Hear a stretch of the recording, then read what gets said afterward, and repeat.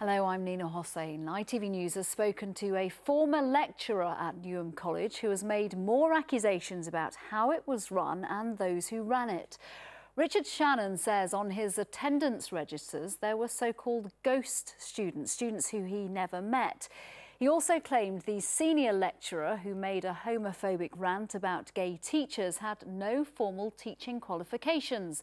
He spoke to our political correspondent Simon Harris. Newham College might be saying very little, but former staff are queuing up to spill the beans. The East London College is at the centre of a growing scandal in the wake of a homophobic rant by the head of performing arts. Gay people's objectives is not just to have lots of gay sex, but also to increase the gay community. It was more than a year before Mark Walcott was finally suspended last month. Drama lecturer Richard Shannon spent 3 years on the Stratford campus before quitting this summer, appalled by Walcott's behaviour. There was an atmosphere of intimidation and bullying. Staff felt threatened by him. We were continually being disrupted by the way he intervened in our work. What do you know about his background? Well, as far as I'm aware, he has no formal teaching qualifications, and I'm pretty certain he'd never run a performing arts department before. We had a gay dance teacher who I know felt very, very isolated, and I don't know why he left, but now it would seem there's a connection. The college principal, Denise Brown-Sacchi, is now on leave of absence after the Board of Governors ordered an investigation. ITV News has now heard evidence from 3 former lecturers who all worked under Mark Walcott, and the allegations against Newham College continue to grow. A dossier compiled by staff and former staff talks of homophobia, nepotism, corruption and mismanagement. There are allegations of a cover-up, dodgy exam results and now questions about mystery students whose names appeared on the register. It seemed that we had more students attending these courses than were actually appearing, and that actually ultimately would affect our achievement because, you know, if they weren't actually passing these exams but were supposed to be there, then we were failing in some way. We complained about it, we asked for these names to be taken off, but they weren't. So these were people whose names were on the register but didn't actually exist as far as you were aware? Well, I'd never met them. How do you feel about what happened? Appalled, really appalled.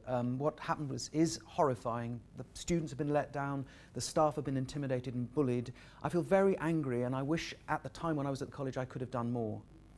But ultimately it's the effect on the students whose dreams have been broken, who've been let down, they've been sold false promises in my view. They haven't been given the true picture of the performing arts industry, which is about hard work, discipline and luck. And they've been let down massively, and I walked away from that job with huge regrets. We invited Newham College to comment on these latest allegations, but a spokesman declined our offer. 2 weeks on from the original allegations and they still haven't spoken to us about any of the allegations. Yes, after a fortnight of increasingly disturbing allegations, it would be nice to hear from someone at the college itself, perhaps from the acting principal or maybe the chairman of the Board of Governors, but so far not a word. And it's all the more extraordinary because this is from an organisation which is not only accused of a cover-up, but it's in receipt of more than £25 million a year in taxpayers' money. It's 2 weeks ago today that the Board of Governors held an emergency meeting after suspending Mark Walcott. It was decided there that the principal should go on leave of absence. It was also decided to launch an outside independent investigation. But we still don't know who's going to conduct that investigation. What are its terms of reference? Will it just focus on the rant? Will it look at the cover-up or these new claims that are being made almost on a daily basis? What I can tell you is that the Skills Funding Agency, the government body which hands out the grant to Newham, has had a very good response from its request to staff and former staff to come up with evidence of financial wrongdoing. All right, Simon Harris, thank you.